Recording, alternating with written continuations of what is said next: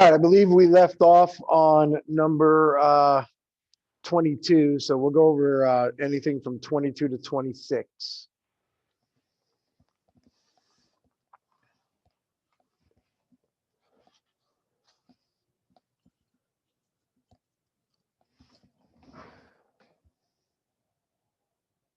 Can you guys hear me? Just making sure. Yes, I can. All right, excellent. So no questions on 22 to 26. All right, 27 to 30. Wait, Whoa, going bad. back now, we got a question. As soon as we leave, go ahead. Could you go over 26? I didn't completely understand. How did you get C? Okay.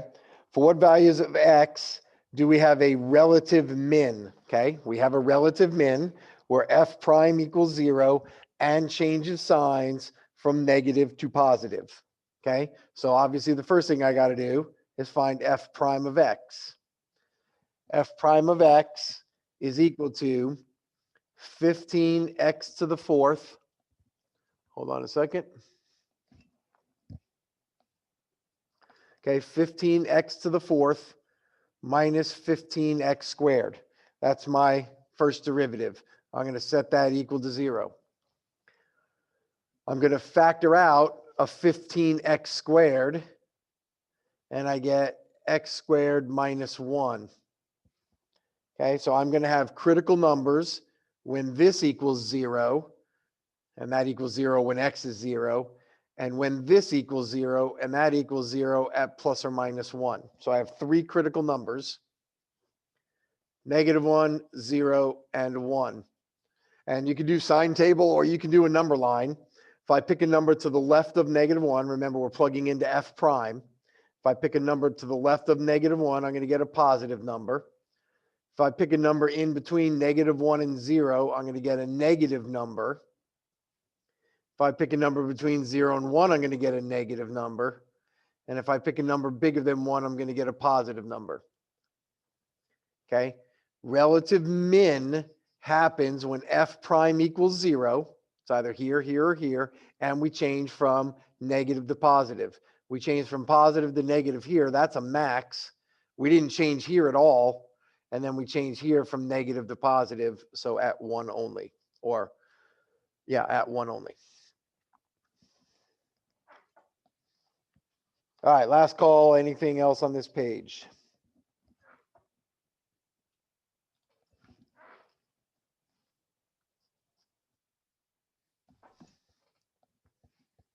Can I go over 24? Yep. Absolute, find the absolute extreme values, mins and maxes. So the absolute max, the absolute min on this graph. Well, this is EVT. Okay. Whenever you are doing absolute or global max or min, it's EVT, which says that we're going to have an absolute min or max on a closed interval at either an endpoint or any critical number in between. Okay. So the critical numbers are where the derivative equals 0. So the first thing I got to do is find F prime of X. Okay. This is a compound function. So we have a chain rule. The inside function is cosine X and the outside function is X squared. Okay. So we do the derivative of the outside first, and the derivative of X squared is 2X, X being cosine X. Then we do the derivative of the inside, which is cosine, and the derivative of cosine is negative sine. So I'm going to put a negative right there and then a sine X right there. That is my derivative. Okay. I'm going to set this derivative equal to 0. And typically whenever you're doing a trig function, there's no really math involved here. It's just our knowledge of the unit circle and our knowledge of algebra. Okay.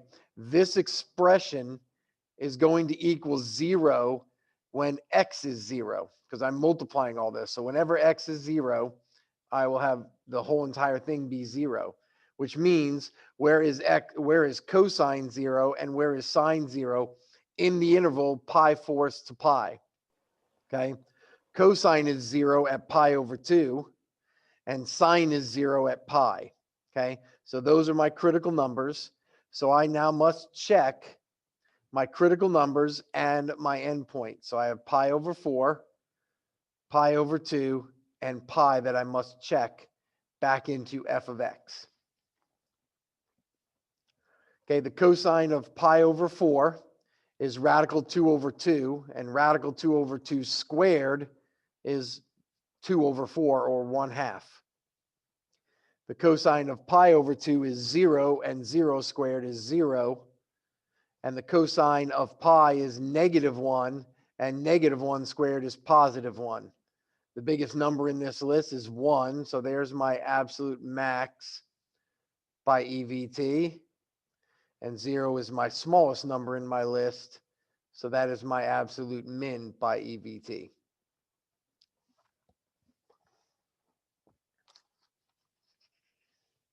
Thanks. You're welcome.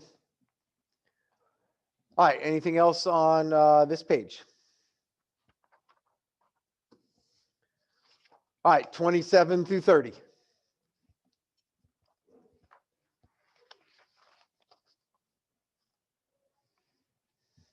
May you do 27 and 28?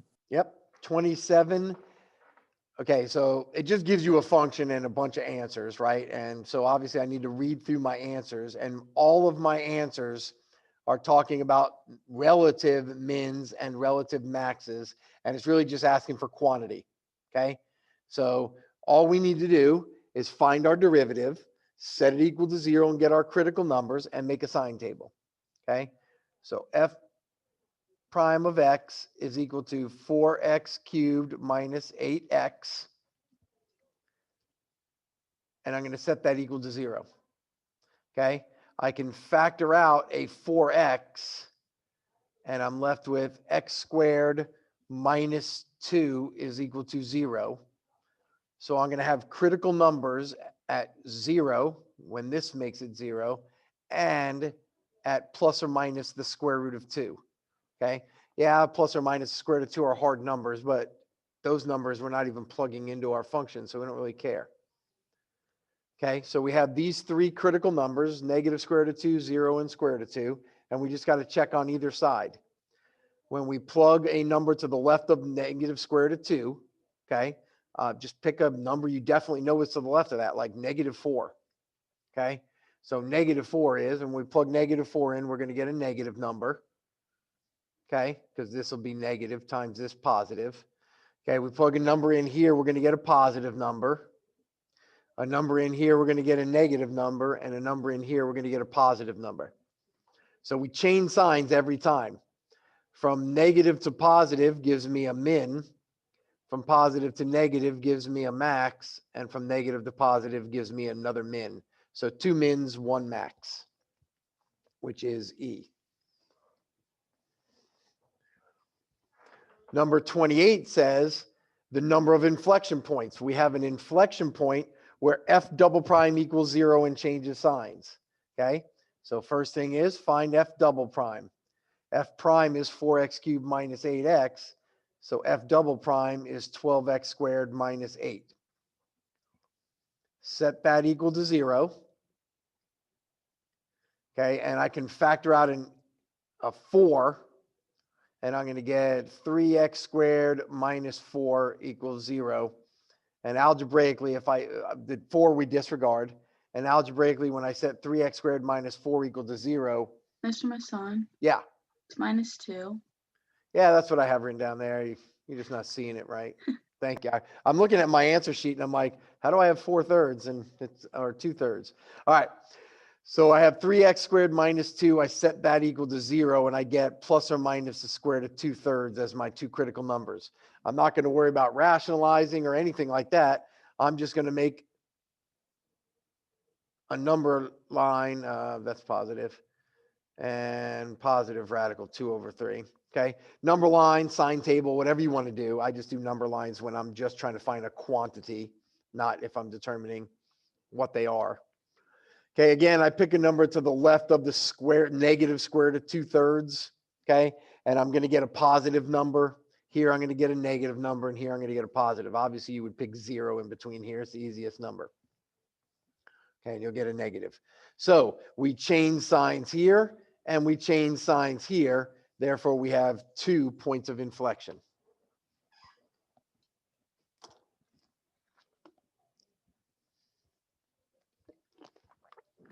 All right, 29 or 30?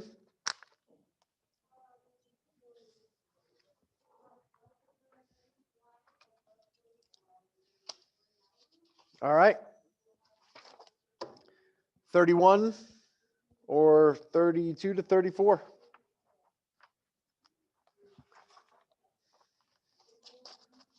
May you show 30, 30, which one? You got cut off there.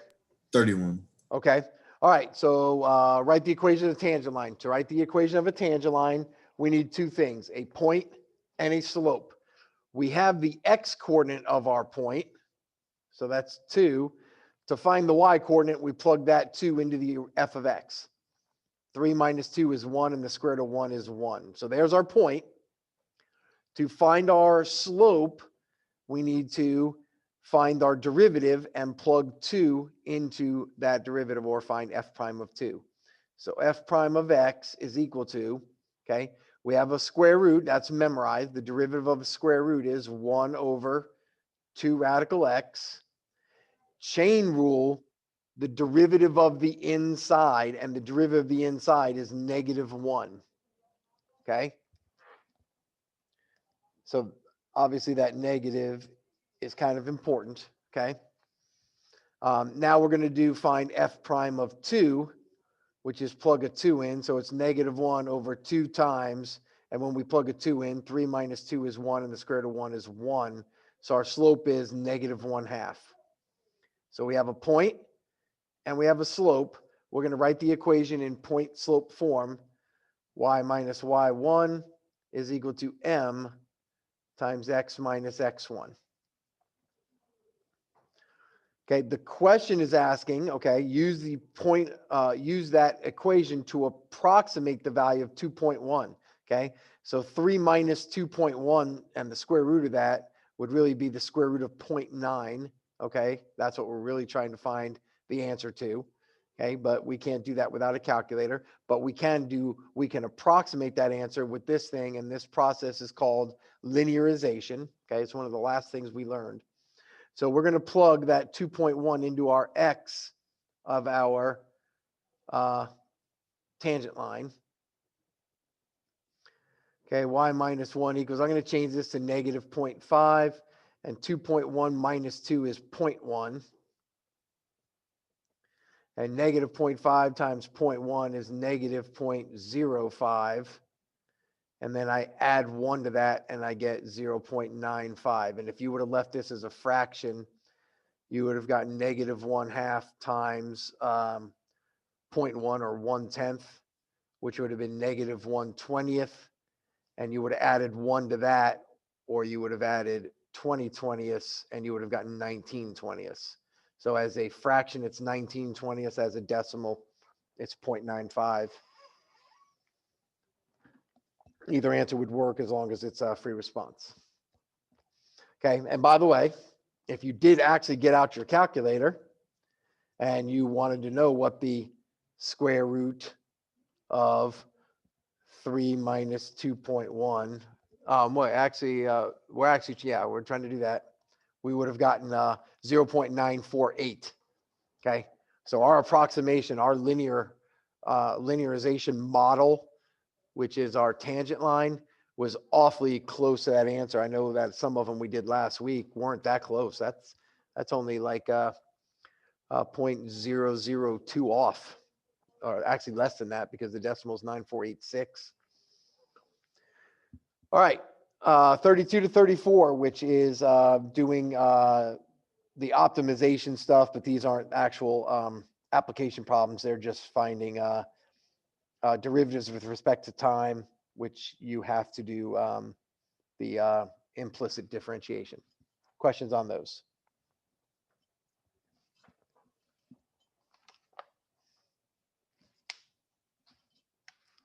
Has that thing been sitting in the middle of my screen for a long time? I don't even ever look up. No, it just showed up.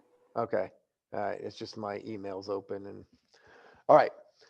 Okay. Nothing on 32 to 34. Someone did ask me if I could go back over numbers 4 through 7. So I'm going to do that. But before I do that, I'm just going to say we won't Zoom tomorrow. We won't Zoom Wednesday. I have jury duty Wednesday.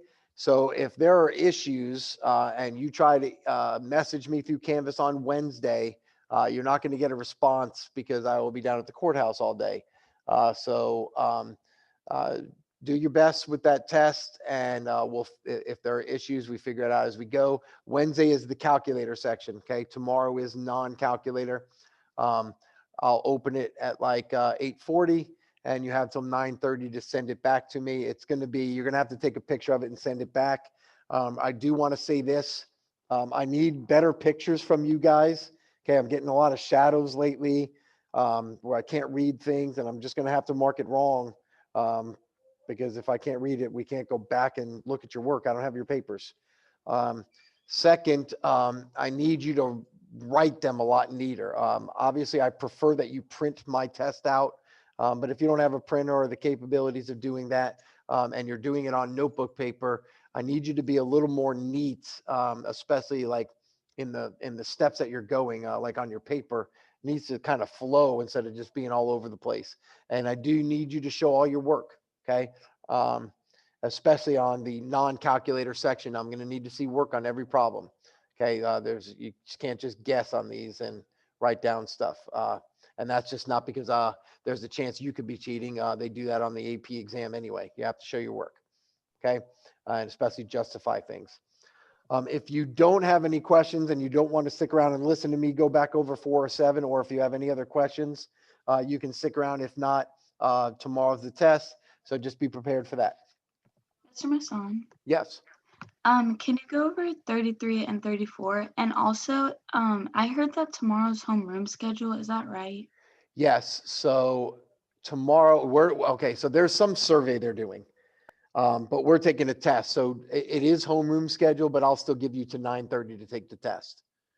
Okay, thank So you. so what they're doing is it's not, we're not in the building. We're not going to homeroom.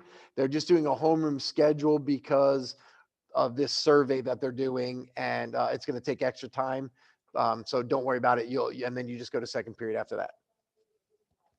Okay, thank you. You're welcome.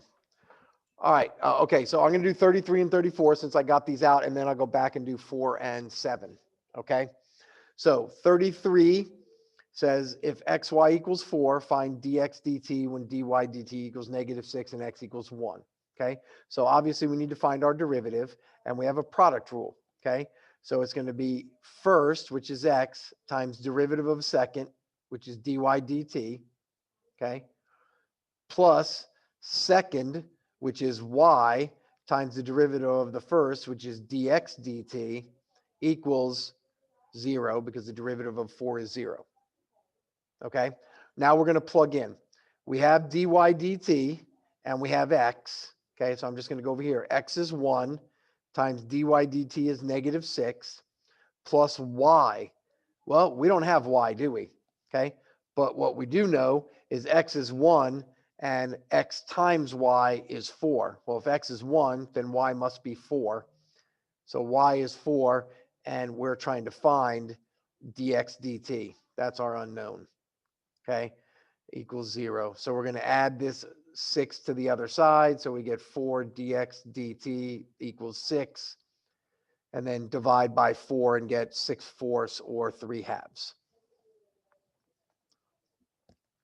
Okay, on 34, we have dy dt, x and y. We're asked to find dx dt. So the derivative of x squared is 2x dx dt.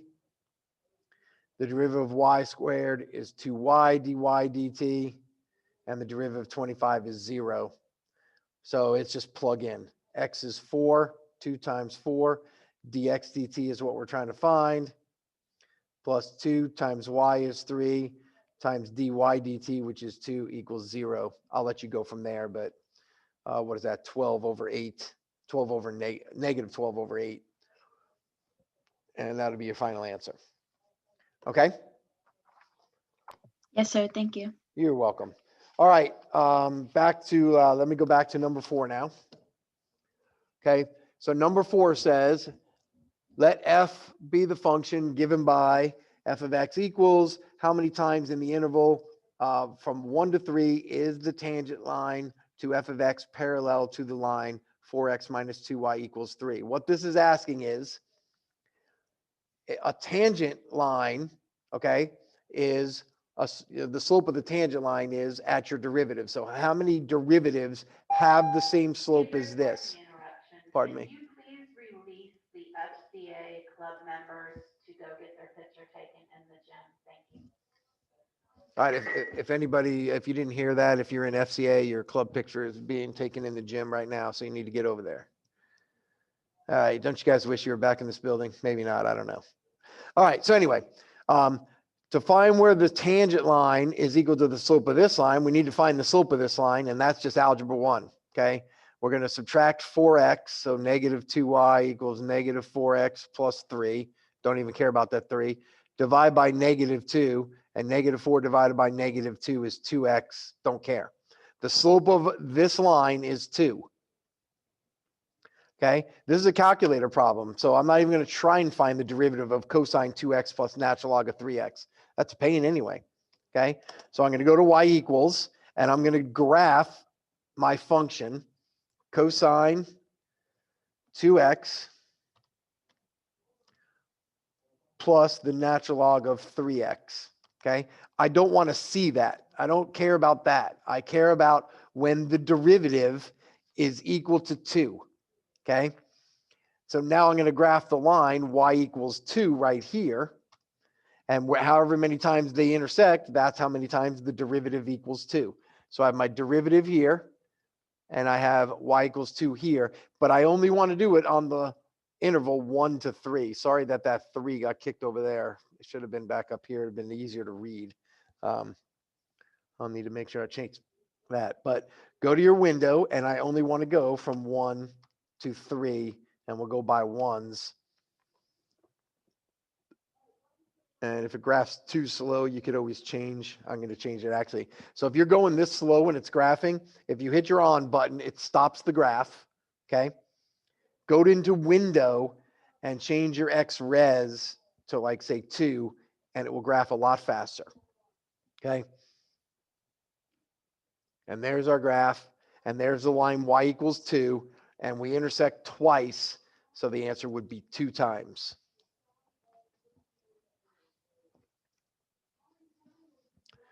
Okay. Number 7, f prime. This is already f prime. Okay. That's obviously important. If f prime equals this, is f of x concave up or concave down at x equals 1? There are lots of ways to do this as a calculator problem. Okay. We can graph this and then find the derivative at 1 on our graph. We could graph this. Okay. Graph the derivative in another one, right? So we could graph this in f1 or y1 and look at the derivative and trace at 1. Or we can do this from the home screen, the derivative at 1. Okay, there's many ways to do it. So on the home screen, I want to find, okay, first of all, we got to talk about what it means. Concavity comes from the second derivative. This is the first derivative. So the derivative of this is going to tell us the concavity. If it's positive, it's going to be concave up. If it's negative, it's going to be concave down. So on my home screen, I do math 8. Okay. And the function is a fraction. So I'm going to get my fraction bar out. And up top, I have 3e to the negative x. And on the bottom, I have 2x plus 1. And then I want to know what the derivative is at 1. I got a negative 0.6. So therefore, f double prime of 1 is equal to negative 0.613, which is less than 0. So I am concave down. Thank you. You're welcome.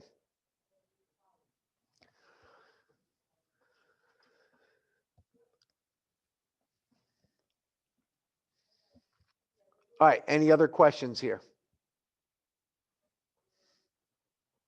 Can you work out 6? I didn't understand how you got negative 0.45. Yes. All right. So number 6, f prime of x equals this. For what values do we have a relative min? We have a relative min where f prime equals 0 and changes from negative to positive. Okay, this is the graph of f prime. So I'm going to go graph that graph. Okay, I'm going to clear out my y1 and graph cosine 2x minus 3x squared. That's my derivative. I want to look at that guy because that's the guy that tells me where I have relative mins and maxes. Okay, so I'm going to graph this graph. I'm going to hit zoom 6 so I can go back to a normal window. And eventually it's going to come. Okay, there are two places where this graph is 0. Just to the left of 0, somewhere in between there. I'm going to actually zoom in on this. Okay, zoom in right here. Okay, there are two places where my derivative equals 0, here and here. But I'm looking for a relative min. A relative min is when I change from negative to positive. This one is changing from positive to negative. So I don't care about this one. I only care about this one. And so now I'm going to go find that intercept. So I just do second calc option 2. And it's somewhere between -1 and 0. So I'm going to type in -1 and 0 and hit guess, and I get negative 0.453.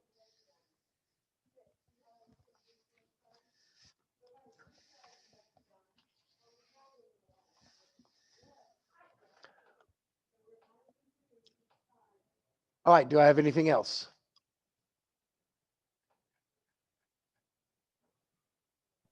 Can you do number 2, please?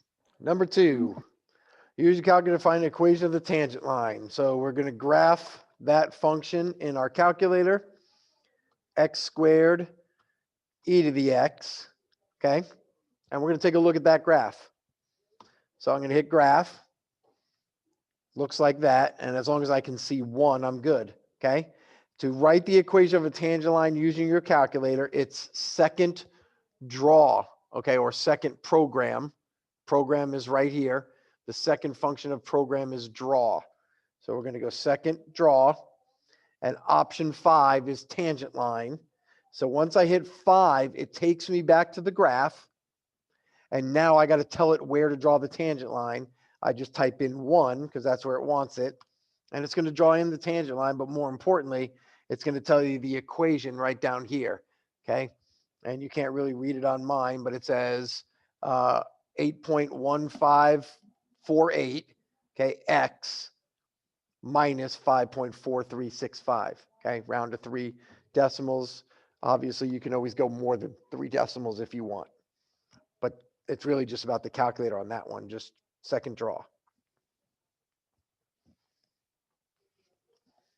Thank you. You're welcome. All right, anything else? 23 and 24. Mazen, you Hi. showed up at 9:05. I know. Sorry. That's all right. I did those already. You're just gonna have to watch the video. Oh, 25 we omitted. 24 is on the video. You can go back and watch that. I've already And done it. 23. I said did. 23, 24. Okay. All right. 23 I will do because I didn't. Yeah, I'll do that. I didn't do that one. Okay. All right. thank- 23. The 23 is just there's no doing. There's no math done here. It's just a concept. Okay. F of x continuous and twice differentiable has to happen. We have an extreme value at x equals 4. An extreme value means we have a min or a max at x equals 4 on the graph of f. If f double prime of 4 is negative, it means we are concave down at 4, which means we have a max. Okay. And you need to state something to the effect of that I wrote in the paper on the answer key is we have a max because f prime of 4, well, we don't even have to say that because f double prime of 4 is negative.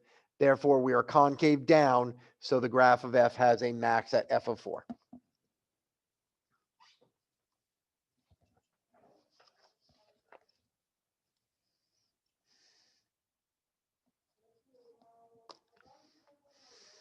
Any other questions?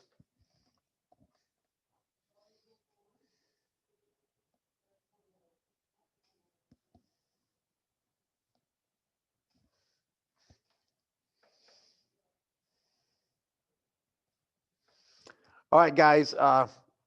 Again, no Zoom tomorrow or Wednesday. We'll be taking the test. So log on, take your test. Make sure you send the picture back to me. by 9:30. Any other questions? I hope you have a good For day. 19. Uh-huh. I see that you put B, but how A? 19. All right, 19 says, all right, so good question, A. The critical numbers are located at 0, 2, and -3. Just because it's a critical number doesn't mean it's a point of inflection. What has to happen for it to be a point of inflection? It has to change signs, okay? And on number 19, I'm not going to do the math, but if we plug a number into the left of -3, we get positive. Here we get negative. Here we get negative, and here we get positive. We change signs here, and we change signs here, but we did not change signs here. Therefore, there's no point of inflection at 0, only at -3 and 2. Oh, okay. I just went over the fact that like equaled 0. Right, right. Now, that's not a point of inflection. That's just a critical number.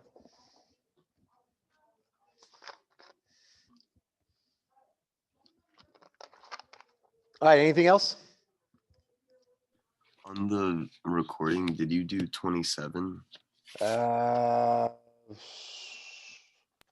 Yes, you did. yep, I did. Okay, and did you do 33 already? Yes, I did. Okay.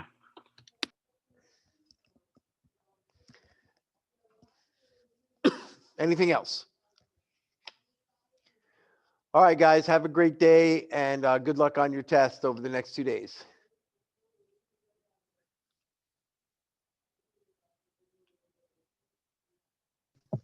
Good day. Thank you, you too, Katya.